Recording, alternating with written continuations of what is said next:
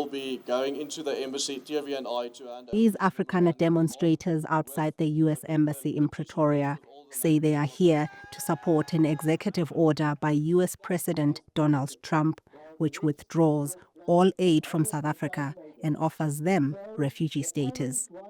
They belong to a white South African ethnic and linguistic group which ruled the country under apartheid.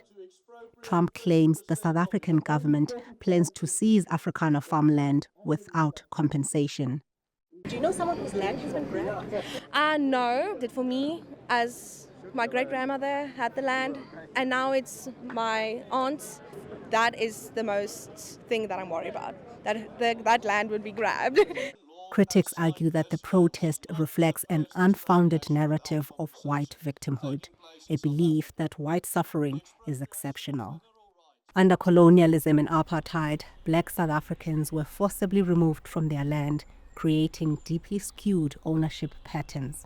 The new law allows land acquisition without payment, but only in limited cases, such as abandoned or underutilized land.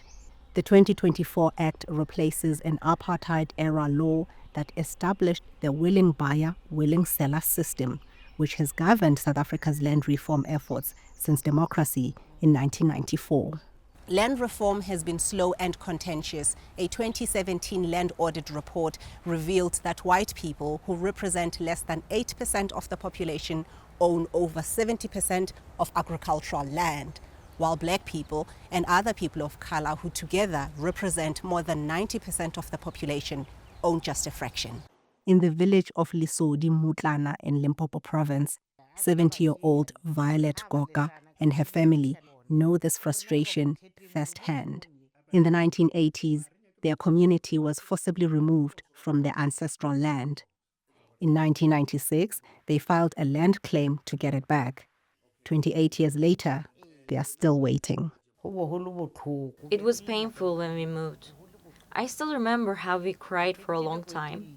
We didn't like this place, and getting used to it was hard. In 2014, the family bought a tombstone for a relative buried on their former land, but the current owners have barred them from erecting it.